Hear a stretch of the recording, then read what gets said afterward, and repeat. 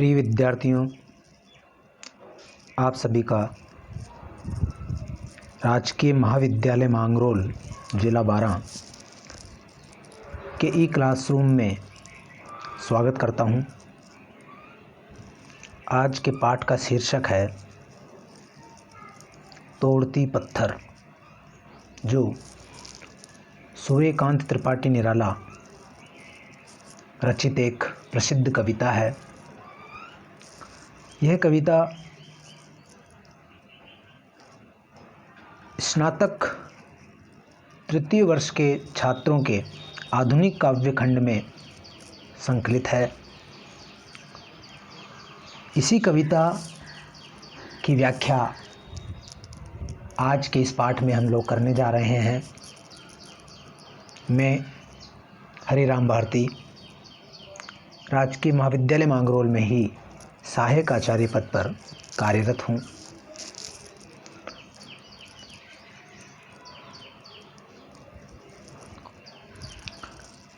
वह तोड़ती पत्थर, इस कविता के बारे में आज हम बात करेंगे, इसका परिचय प्राप्त करेंगे, इसके जो मुख्य शब्द हैं उनकी व्याख्या करेंगे, उनका भावार्थ समझने का प्रयास करेंगे और ये कविता क्यों एक क्लासिक कविता मानी जाती है या एक मील का पत्थर इस कविता को क्यों माना जाता है। निराला की जो सबसे ज़्यादा प्रसिद्ध कविताएं हैं उनमें यह कविता भी शामिल है। इन सब चीज़ों के बारे में हम आज यहाँ बातचीत करेंगे। दोस्तों, अगर बात करें निराला जी की, तो निराला जी की जो सबसे बड़ी विशेषता है वो उनके काव्य वैविध्य की विशेषता सबसे अतुलनीय है। छायावादी कवियों में भी सबसे ज़्यादा जो काव्य के स्तर पर जो वैविध्य है, विविधता है, वह निराला जी में ही देखने को मिलती है।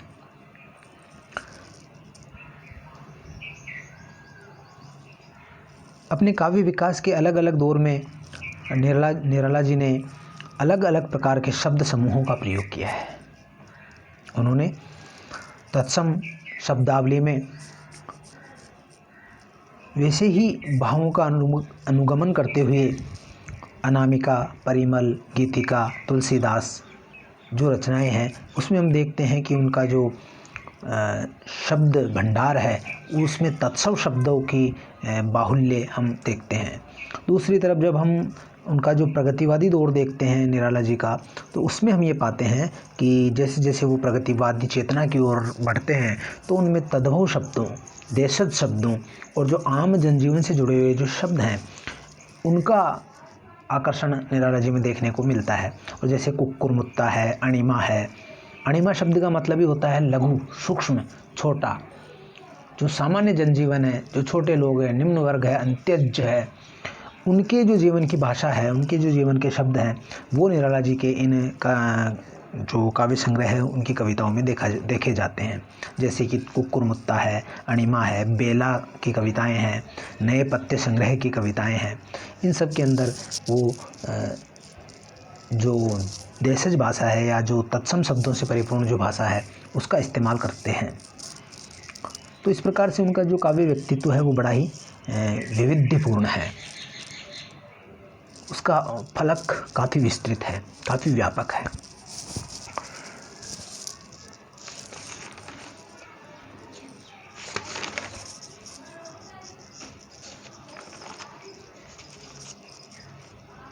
एक जो बात है वो यह भी महत्वपूर्ण है कि निराला जी ने मुक्त छंद का प्रवर्तन किया। उन्हें मुक्त छंद का प्रवर्तक माना जाता है। इसके साथ ही उन्होंने जो समाज की जो मुक्ति है, जो निम्न वर्ग है, जो सबसे ज़्यादा जो पीड़ित वर्ग है, उसकी मुक्ति का सवाल भी उन्होंने रखा। और उस समाज में व्याप्त जितने भी आडंबर है, अशिक्षा है या जो रूढ़ियाँ हैं, उन पर निराला जी ने बड़ा ही व्यंग्यपूर्ण ढंग से और मार्मिक ढंग से उन्होंने प्रहार किया और अपनी नूतन काव्य अभिव्यक्ति के द्वारा विद्रोही तेवर से जनता में जागरण उत्पन्न करने का प्रयास भी किया। उनकी कविता जागो फिर एक बार तो सुप्रसिद्ध है ही। इसके अलावा भी उन्होंने बहुत सारी कविताएं लिखी, जिसमें हम देखते हैं कि वो जो निम्न वर्ग है, शोषित वर्ग है, या जो सर्वहारा वर्ग है, उसकी जो पीड़ा है, उसका दर्द है, और जो विषमता का दंश जो झेल रहे हैं, उसके बारे में ये निराला उन कविताओं में बातचीत करते हैं। और समाज का जो प्रबुद्ध वर्ग है या जो मध्य वर्ग है, उसमें एक जनजागरण पैदा करने की कोशिश निराला करते हुए जान पड़ते हैं। तो कुछ कविताएं हैं, जैसे कि विधवा कविता है, उसमें जो देश में जो विधवाओं के हालात है, जो रूढ़ी है कि विधवा पुनर्विवाह नहीं कर सकती, उस पर एक बहुत अच्छी कविता उन्होंने। भिक्षुक है, उसमें भी एक भिखारी का वर्णन किया गया है कि किस प्रकार से एक भिखारी का बहुत ही अच्छा चित्र, एक बहुत अच्छा बिंब उस कविता में देखने को मिलता है। आता पछताता पथ पर आता, पेट पीठ दोनों मिलकर है एक, चल रहा लुखटिया टेक, मुट्ठी भर दाने को भूख मिटाने को, मुंह फटी पुरानी झोली का फैलाता, वह आता पथ पर आता, पछताता पथ पर आता। ऐसी बहुत ही प्यारी ये कविता, ये बहुत ही मार्मिक और छू लेने वाली कविता इसको आप कह सकते हैं। फिर है बादल राग, जिसके बारे में हमने पहले पढ़ लिया है। उसमें जो किसान है, खेतों में काम करने वाला जो किसान मजदूर वर्ग है, उसकी जो व्यथा है, उसकी पीड़ा है, उसका बड़ा ही मार्मिक बिंब ये कविता रचती है। छोटे पौधे हैं, उसके बारे में बात ये कविता करती है। जो निम्न वर्ग, छोटे पौधे यानी निम्न वर्ग की बात ये कविता करती है। फिर है वह तोड़ती पत्थर, जिस पे आज हम बातचीत करने वाले हैं। और एक कविता है उनकी दान, ये बड़ी ही अच्छी कविता है। इसमें ये जो पाखंड है, धार्मिक आडंबर है, दिखावा है, उसके बारे में दान कविता बात करती है कि गोमती नदी के किनारे किसी त्योहार पर, किसी पुण्य त्योहार पर जो धार्मिक वर्ग के लोग हैं वो आकर के वहाँ बंदरों को पुए खिलाते हैं, पूजा पाठ करते हैं, और जो पुए लाते हैं वो बंदरों को खिलाते हैं। और वहाँ पर एक मनुष्य जो भिखारी के रूप में बैठा हुआ है, वो भूखा प्यासा निरीह भाव से वहाँ देखता, उनकी ओर देखता है। लेकिन कोई भी जो धार्मिक व्यक्ति है वो उस भिखारी को पुए न दे करके बंदरों को पुए खिलाना ज़्यादा उचित समझते हैं। तो इस प्रकार से जो मनुष्यता का जो दारुण चित्र है, या जो मनुष्यता का जो रूप है, वह निराला के अंदर हमें देखने को मिलता है। उसमें एक व्यंग्यात्मकता है, एक मारक व्यंग्य निराला की कविताओं में हमें देखने को मिलता है। इसी तरह से एक कविता है नाचो श्यामा। उस श्यामा में यानी जो काली है, उस काली को वो कहते हैं कि तुम ऐसी जो शोषणकारी व्यवस्था है उसका नाश करने के लिए महाकाली का आवाहन करते हैं, और उसको कहते हैं कि तुम्हारा जो ये जो नाच है, इससे ये जो शोषणकारी व्यवस्था है ये नष्ट हो जाएगी। ऐसी बहुत सारी कविताओं के अंदर वो सामाजिक विषमता और जो मानवता की हृदय विदारक पीड़ा है, और जो विवशता है, और जो परतंत्रता है, गुलामी है, उसका चित्र निराला खींचते हैं। और अपने मन की जो पीड़ा है, उनके प्रति सहानुभूति है, दर्द है, उसको अभिव्यक्त करते हैं। इसी तरह से उनकी एक अन्य जो विशेषता है वो ये है कि निराला का जीवन इतना ज़्यादा जो विषम अनुभव है वो निराला के जीवन में थे। उन्होंने खुद व्यक्तिगत स्तर पर बहुत ही यातनाओं में, पीड़ाओं में जीवन व्यतीत किया था, बहुत सारे दुखों का सामना किया था, और इसीलिए एक आत्महंता आस्था निराला को कहा जाता है कि उन्होंने क्या कुछ नहीं देखा। अपनी पत्नी मनोहरा देवी की मृत्यु देखी, उसके बाद में अपनी पुत्री सरोज की मृत्यु देखी, तो मृत्यु से और जीवन के अंधकार से उनका जो सामना है वो लगातार चलता रहा, होता रहा। तो इस कारण से ये जो जीवन ने उनको जो दिया, उसी को उन्होंने कविताओं के रूप में लौटा दिया, और कोई भी अंग जीवन का उनसे अछूता नहीं रहा। एक उनकी कहानी है देवी, जो उन्होंने एक भिखारिन के ऊपर लिखी। इसी तरह से अनेक चीज़ें हैं। उनकी कहानी है चतुरी चमार, जो उन्होंने अपने एक मित्र के बारे में लिखी, और ऐसी बहुत सारी चीज़ें निराला के बारे में कह सकते हैं कि अपने उपन्यासों में, कहानियों में और अपनी कविताओं में उनका जो वैविध्य है वो देखने लायक है। ऐसा वैविध्य प्राय कवियों में नहीं मिलता है। और सामाजिक यथार्थ के बहुत ही मार्मिक चित्र निराला के साहित्य में हमें देखने को मिलते हैं। अणिमा जो काव्य संग्रह है उसकी खास बात यह है कि उसमें सामाजिक विषमता, व्यवस्था, खास तौर से जो अणिमा यानी लघु वर्ग, जो छोटा वर्ग है, त्यज्य है, उसकी जो छोटे लोग हैं, उनकी जो निम्न वर्ग है, उनकी सामाजिक विषमता का जो दंश है, जो व्यवस्था है, उनकी जो विषाद है और जो दूसरों पर उनकी निर्भरता है, परावलंबन के भाव है, उस पर व्यंग्यात्मक कविताएं इस संग्रह में हमें देखने को मिलती है। तो इस तरह से हम देखते हैं कि निराला ने सामाजिक यथार्थ को न केवल झेला बल्कि ऐसी कविताओं में उसको मार्मिक ढंग से अभिव्यक्त किया है। उनकी अनुभूति जितनी व्यापक है, उनकी अभिव्यक्ति भी उतनी ही ज़्यादा व्यापक है। अब हम आज बात करते हैं आज की कविता की। तो आज की जो कविता है वो है तोड़ती पत्थर। ये कविता की जो भाषा है वो अभिधा प्रधान है। व्यावहारिक जीवन की भाषा इसमें काम में ली गई है और जो शोषक और शोषित वर्ग का अंतर है, एक तरफ श्रम है, दूसरी तरफ विलासिता है, उनके बीच का जो अंतर है, जो विषमता है और श्रमिकों की जो व्यथापूर्ण जीवन स्थितियां हैं, उनका चित्र इस कविता में खींचा गया है। और यह कविता जो है वह निराला ने एक मजदूर महिला को जब कड़ी धूप में काम करते देखा तो निराला के हृदय में उसके प्रति करुणा उमड़ आई और ये करुणा ही मार्मिक ढंग से शब्दों में अभिव्यक्त हुई है। समाज का भयंकर सामाजिक विषम में कवि के हृदय को झकझोर रहा है और उसको शब्द चित्रों में सहज भाव से अंकित कर रहा है। इसमें निराला की जो सहानुभूति है वह मेहनतकश जनता की पीड़ा और व्यवस्था के लिए है।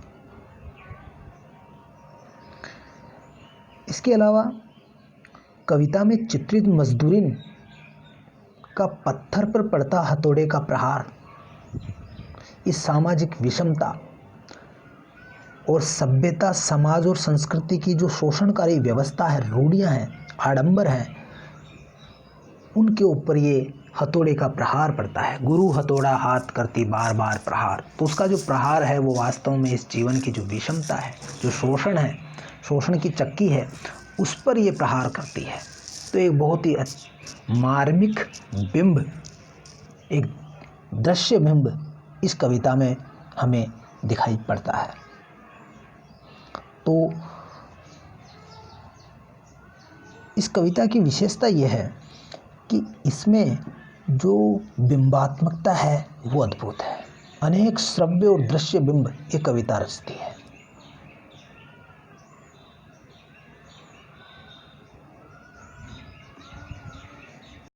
और दोस्तों, यह बात जानने योग्य है कि जिस कविता में जितने ज़्यादा श्रव्य दृश्य बिंब होते हैं वह कविता उतनी ही ज़्यादा संजीदा और कालजीवी होती है। उसके बिंब हमारे हृदय में बस जाते हैं और हमें वह कविता बहुत हांट करती है, बहुत ही स्पर्श करती है, बेचैन करती है। तो यह जो वह तोड़ती पत्थर कविता है वो भी वास्तव में एक प्रकार का प्रगीत है। यहाँ पर मैं आपको ये बताता चलूँ कि गीत और प्रगीत में क्या अंतर होता है। ये कविता प्रगीत कही जाएगी कि गीत होता है वो शास्त्रीय दृष्टि से रचा जाता है और उसमें संगीत शास्त्र के नियमों का पालन किया जाता है। संगीत के अनुसार पद योजना उसमें होती है और उसमें एक प्रकार की मृष्णता और कोमलता होती है। गीत को सुनकर के मन को शांति मिलती है, प्रेम भाव मन में उभरता है। जबकि प्रगीत में अंतर ये होता है कि जो प्रगीत होता है उसमें किसी समस्या या किसी विचार को बड़े ही सशक्त ढंग से संकेतों के माध्यम से व्यक्त किया जाता है। संकेत गीत में भी होते हैं, लेकिन प्रगीत में समस्या और विचार का चित्रण होता है, जबकि गीत में भावनाओं का चित्रण होता है। और जहाँ गीत मन को शांति प्रदान करता है, शांत करता है, वहीं प्रगीत मन को उद्वेलित करता है, बेचैन करता है। ये अंतर है। तो ये जो वह तोड़ती पत्थर कविता है वो एक प्रकार का प्रगीत है। समानता गीत और प्रगीत में ये होती है कि दोनों भी दुख का आग्रह होता है। वर्ण साम्य या अनुप्रास का आग्रह, आंशिक आग्रह दोनों में ही पाया जाता है, या अर्थ लय दोनों में पाई जाती है। तो इस तरह से ये एक प्रकार का प्रगीत है। दूसरी बात है कि इसमें पाए जाने वाले जो बिंब हैं, हथौड़े से पत्थर को तोड़ने का बिंब हो, कवि के द्वारा सुनी सहज झंकार का जो श्रव्य बिंब हो, या स्त्री के द्वारा जो अपने तरुमालिका, अट्टालिका, प्राकार जैसे शब्दों के द्वारा जो निर्मित होने वाला बिंब है, तो ये सारे जो बिंब है उसी के कारण से कविता एक यादगार बन जाती है। इलाहाबाद शब्द का उन्होंने इसमें प्रयोग किया है कि वो इलाहाबाद के पद पे देखी जाती है। तो जो कॉमन सेंस की जो बातें हैं, जो सामान्य इंद्रियों के जो अनुभव है, वो इंद्रियों के जो अनुभव है वो इस कविता में बड़े ही कुशल ढंग से व्यक्त हुए हैं। हम देखते हैं कि जो छायावादी कवि हैं, चाहे वो अपने जयशंकर प्रसाद हो, निराला हो, महादेवी हो, पंत हो, सभी पर जो अंग्रेजी रोमांटिसिज्म है, स्वच्छंदतावाद है, उसका बहुत बड़ा प्रभाव है। और स्वच्छंदतावाद में जो कॉलरिज है, वर्ड्सवर्थ है, उन्होंने बिंबात्मकता पे बड़ा ध्यान दिया है, कल्पना तत्वों पे बहुत ज़्यादा ध्यान दिया है, कल्पना चित्रों पे बड़ा ध्यान दिया है। और बिंब बनाने की कला स्वच्छंदतावादियों में खूब निखर करके आई है। तो वही चीज़ हमें अपने यहाँ के जो छायावादी हैं उनमें भी ये जो बिंबात्मकता है या जो कल्पना तत्व की प्रधानता है वो हमें यहाँ भी देखने को मिलती है। अब हम बात करते हैं हमारी आज की कविता पर, हम आ जाते हैं। तो शुरुआत हम करते हैं एक बार इस कविता के पाठ से। एक बार हम इस कविता का पाठ करेंगे और पाठ के बाद में फिर हम इसके जो सवाल है, जैसे कि आज जो हमने अभी चर्चा की है उसमें एक सवाल तो ये अपना बना कि निराला का काव्य वैविध्य आधुनिक हिंदी कविता में अतुलनीय है, इस कथन का मूल्यांकन कीजिए। दूसरा है कि तोड़ती पत्थर कविता हिंदी प्रगतिशील काव्य में के इतिहास में मील का पत्थर है, इस कथन पर टिप्पणी दीजिए। तोड़ती पत्थर कविता की काव्य अनुभूति और अभिव्यक्ति पक्ष की विशेषताएं लिखिए। ये कुछ प्रश्न आज आप इन प्रश्नों के उत्तर आप पाएंगे आज के पाठ में। एक बार इस कविता का पाठ कर लेते हैं। इसमें हम देखते हैं कि जो कविता है वह तोड़ती पत्थर से शुरू होती है और समाप्त होती है ये कविता मैं तोड़ती पत्थर। मैं पे ख़त्म होती है और वह पर शुरू होती है। मतलब कवि जो है वो पूर्ण रूप से पहले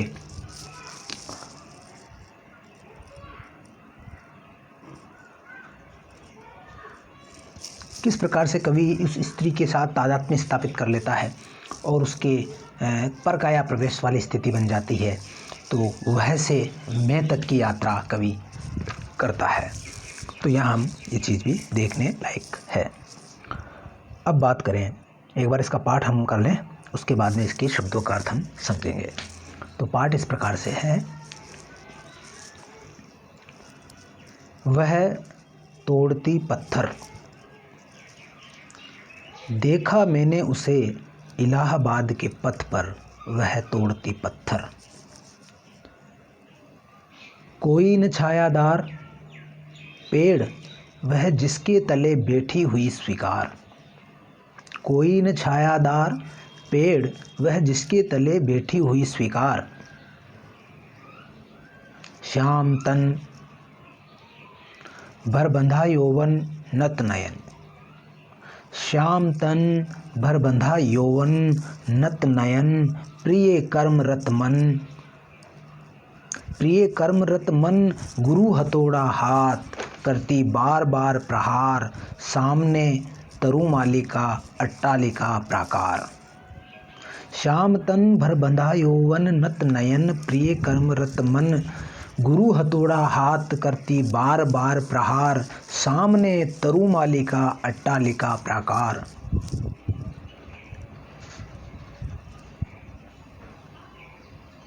चढ़ रही थी धूप गर्मियों के दिन। चढ़ रही थी धूप गर्मियों के दिन, दिवा का तमतमाता रूप, उठी झुलसाती हुई लू, रुई जो जलती हुई भू। उठी झुलसाती हुई लू, रुई जो जलती हुई भू, गर्द चिनगी छा गई, प्राय हुई दोपहर, वह तोड़ती पत्थर। प्राय हुई दोपहर, वह तोड़ती पत्थर। देखते देखा, देखते देखा मुझे, देखते देखा मुझे, तो एक बार उस भवन की ओर देखा छिन्न तार। देखकर कोई नहीं, देखकर कोई नहीं, देखा मुझे उस दृष्टि से, जो मार खा रोई नहीं। देखा मुझे उस दृष्टि से, जो मार खा रोई नहीं। सजा सहज सितार, सजा सहज सितार, सुनी मैंने वह नहीं जो थी सुनी झंकार। एक क्षण के बाद वह कांपी सुघर, एक क्षण के बाद वह कांपी सुघर, ढुलक माथे से गिरे शीकर। लीन होते कर्म में फिर जो कहा, लीन होते कर्म में फिर जो कहा, मैं तोड़ती पत्थर, मैं तोड़ती पत्थर। तो ये जो कविता है बड़ी ही मार्मिक दृश्यावली कविताएं रचती है। कुछ छंदों का या कुछ बंदों का, कुछ पंक्तियों का हम इस प्रगीत की कुछ पंक्तियों का अर्थ समझने का प्रयास करते हैं। वह तोड़ती पत्थर, देखा मैंने उसे इलाहाबाद के पथ पर, वह तोड़ती पत्थर। तो यद्यपि वह पत्थर तोड़ रही है, कहाँ तोड़ रही है?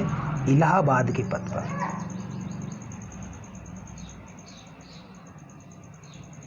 अब सवाल ये उठता है कि निराला ने उसे कहाँ देखा? इलाहाबाद में देखा या इलाहाबाद जाने वाले पथ पर देखा? तो हम देखते हैं कि निराला जी का जो ज़्यादातर जीवन है, उनका जन्म महिषादल बंगाल में हुआ। वहाँ से लौट के आ गए अपने मूल गांव जो कन्नौज के पास गढ़कोला था। गढ़कोला में वो रहते थे और वहाँ से लखनऊ पास में पड़ता था। तो जो लखनऊ के अंदर इनका ज़्यादातर साहित्य सेवा जो इन्होंने की वो लखनऊ में की। तो यहाँ मुझे लगता है कि ये जो युवती उन्होंने देखी, श्रमिक युवती, वह ज़रूर उन्होंने लखनऊ में देखी होगी, जो इलाहाबाद जाने वाले पथ पर पत्थर तोड़ रही थी। ऐसा प्रतीत होता है। हो सकता है कि ये इलाहाबाद के ही किसी पथ पर हो, पर मुझे यहाँ लगता है कि ये ज़रूर लखनऊ का ही कोई पथ रहा होगा। अब बात करें हम कि वह तोड़ती पत्थर, तो यहाँ पत्थर एक तरफ तो किसी भवन निर्माण में काम आने वाला पत्थर है, और दूसरी तरफ ये जो पत्थर यहाँ प्रतीक है वो है पत्थर दिल, अनुभूति शून्य और संवेदनशील जो समाज है, जो पत्थर हो गया है। शीशों के घरों में पत्थर दिल लोग रहते हैं, तो वो वाली बात है। तो ये जो पत्थरों को तोड़ रही है, जो संवेदनहीन और अनुभूति शून्य जो पत्थर दिल समाज है, उसके अंदर अनुभूति जगाने, दया करुणा जगाने का प्रयास जैसे वह युवती कर रही है। देखा मैंने उसे इलाहाबाद के पथ पर। यहाँ हम देख रहे हैं कि कवि ने लिखा है कि मैंने उसे देखा, तो यहाँ हम देखते हैं कि जो छायावादी कवि है उन्होंने मैं शैली अपनाई। वो प्रत्यक्ष रूप से अपने भावों की अनुभूति, स्वानुभूति को प्रकट करने में कामयाब हुए और उन्होंने किसी प्रकार के आलंबन के साथ द्वैत उपस्थित नहीं किया और स्वयं कविता में शामिल होकर के जीवन में प्रवेश करके उन्होंने कविताएं लिखी। तो यहाँ कवि कह रहे हैं कि देखा मैंने उसे इलाहाबाद के पथ पर वह तोड़ती पत्थर, कि ऐसा लगता है कि पत्थर का तोड़ना कवि की जो श्रमजीवियों के प्रति दया करुणा है वो यहाँ अभिव्यक्त हो रही है। एक दूसरा बिंब यह बनता है कि पत्थर तोड़कर मानो वह लोगों के मन को पसीजना चाहती है और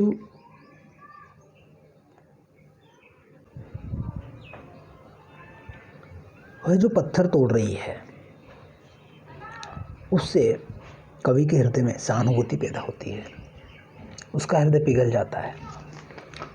और बात वही दुष्यंत की जो पंक्तियां हैं दुष्यंत कुमार की, वो यहाँ प्रासंगिक हो उठती है कि वो मुतमईन है कि पत्थर पिघल नहीं सकता, वो मुतमईन है, संतुष्ट है कि पत्थर पिघल नहीं सकता।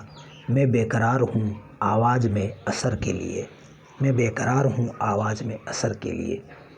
तो किस प्रकार से जो संवेदनशील व्यक्ति है वो तो ऐसे दृश्य देख कर के विचलित होते ही है, ऐसा इस कविता से हमें जान पड़ता है। दूसरा है इलाहाबाद के पथ पर। तो इलाहाबाद, जैसा मैंने बताया कि ये कविता या तो इलाहाबाद के ही किसी पथ पर, रास्ते पर लिखी गई है और इसी सड़क पे लिखी गई है, सड़क पर काम करती महिला पे लिखी गई है, या फिर लखनऊ से इलाहाबाद जाने वाले मार्ग पर किसी युवती को देख करके लिखी गई है।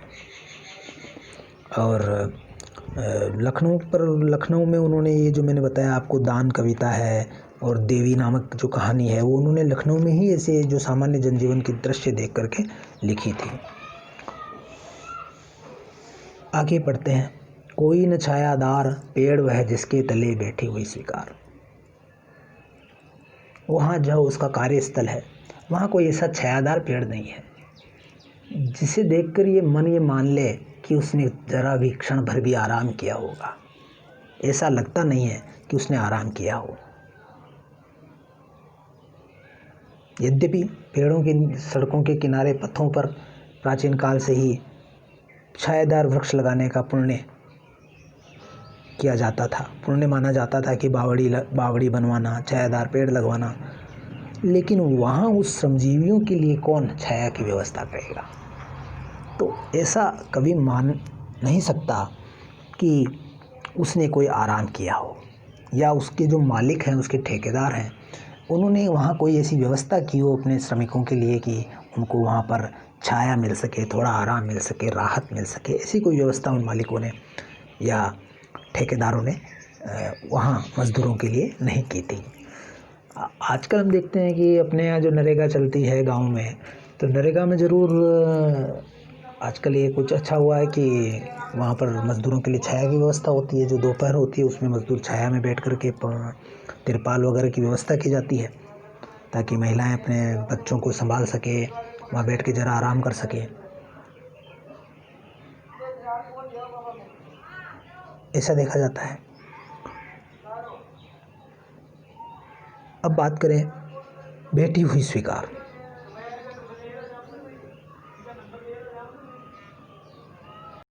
तो जो श्रमिक युवती है वह अनवरत अनथक रूप से बिना दम भरे, बिना श्वास लिए या बिना आराम किए लगातार कर्मरत है।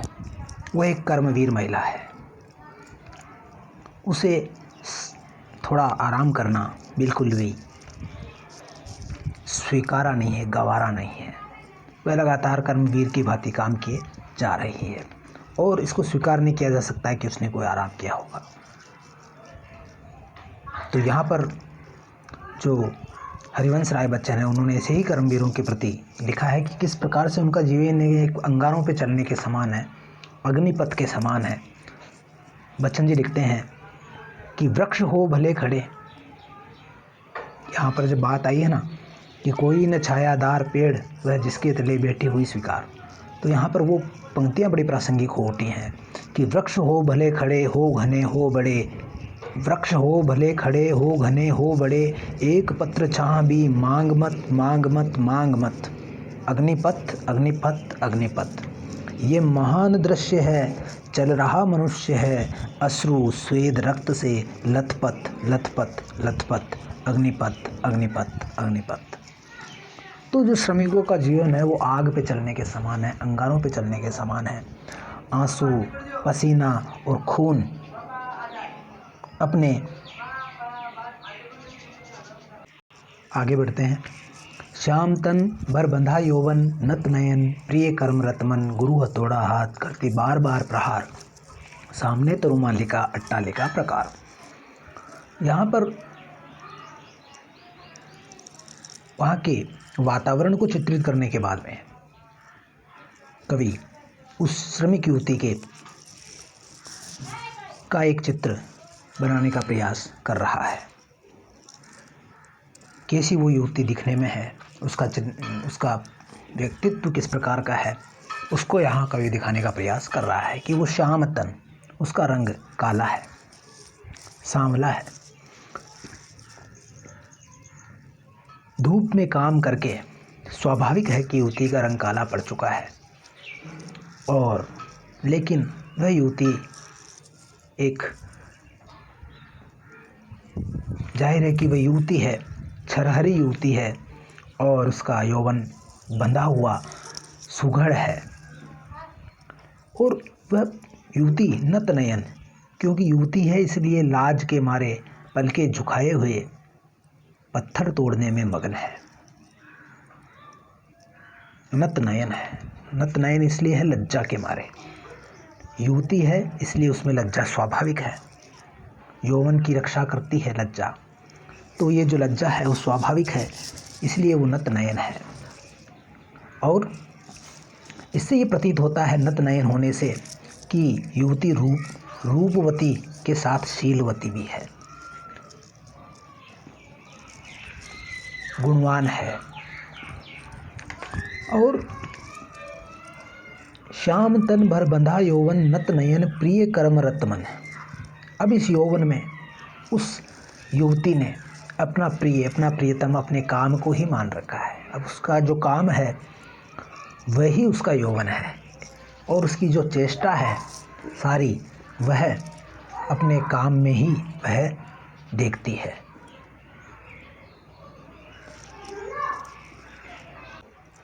तो हम देखते हैं कि उसका अनुराग,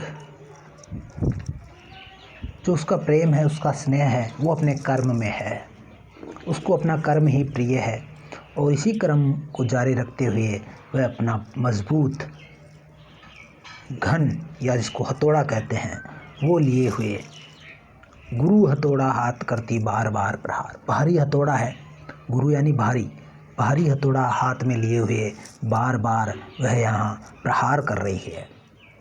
और किस पे प्रहार कर रही है? आर्थिक विषमता पर। और आर्थिक विषमता के प्रतीक है सामने खड़ी हुई अट्टालिकाएं, महल, परकोटे और सुंदर बाग बगीचे। जो विलासिता या जो अभिजात्य वर्ग है, कुलीन वर्ग है, या जो उच्च वर्ग है, पूंजीपति वर्ग है, उसका प्रतीक है, उस पर वो बार बार प्रहार कर रही है। आर्थिक विषमता पे वो प्रहार कर रही है।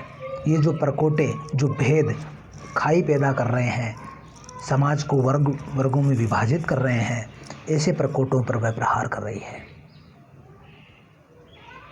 वह सामंत युग के प्रतीक बाग बगीचों यानी तरुमालिका, लता कुंजों के आमोद प्रमोद, महलों के विलास में जीवन और प्रगति के मार्ग में दीवार बनकर खड़े हुए प्रकोटों पर दम भर के बार बार हथौड़े से प्रहार कर रही है। तो यहाँ पर ये जो बिंब बना है बार बार प्रहार करने का, ये बड़ा ही मारक है, बड़ा ही मार्मिक बिंब यहाँ पर बन रहा है। प्रहार करती हुई मानो ऐसा ध्वन्यार्थ यहाँ निकलता है, ऐसी ध्वनि यहाँ निकल रही है कि वह कह रही है कि इन लोहे की अगर दीवार को पिघलाना है, तोड़ना है, तो उसके गर्म होने का इंतज़ार मत करो, उचित अवसर आने का इंतज़ार मत करो, बल्कि बार बार चोट करके उसको इतना गर्म कर दो कि वह खुद टूट जाए। अनथक बार बार प्रहार करने से वह गर्म होके खुद ही टूट जाएगी। उसको गर्म होने के अवसर की प्रतीक्षा मत करो। इस प्रकार से वह बार बार प्रहार उस पर कर रही है। तो ये जो शोषण से मुक्ति तभी मिलेगी जब अनवरत अनथक प्रयास करना पड़ेगा। तो इस बार बार प्रहार करने के द्वारा जो श्रमिक युवती है वो जो शोषण की जो व्यवस्था है उसके प्रति अपने असंतोष को अभिव्यक्त कर रही है। और यहाँ पर जो अपनी जो अभिव्यक्ति है उसकी वो मौन मूक है, लेकिन वो बड़ी ही मारक व्यंग्यार्थ से भरी हुई है। यहाँ पर हम जो मुक्तिबोध है उनकी पंक्तियाँ बड़ी प्रासंगिक हो गई हैं। मुक्तिबोध लिखते हैं अंधेरे में कविता में कि अब अभिव्यक्ति के सारे खतरे उठाने ही होंगे, अब अभिव्यक्ति के सारे खतरे उठाने ही होंगे, तोड़ने होंगे ही मठ और गढ़ सब,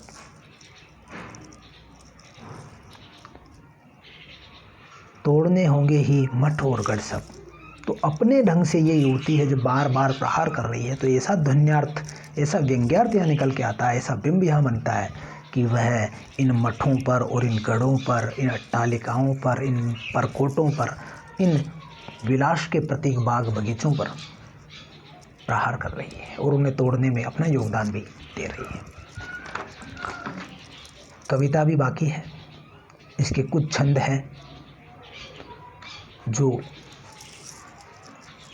व्याख्या हम अगले लेक्चर में करेंगे।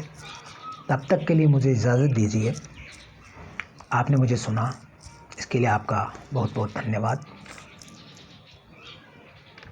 हिंद देश के निवासी सब जन एक है, रंग रूप वेशभूषा चाहे अनेक है। इसी संदेश के साथ आपसे विदा लेता हूँ।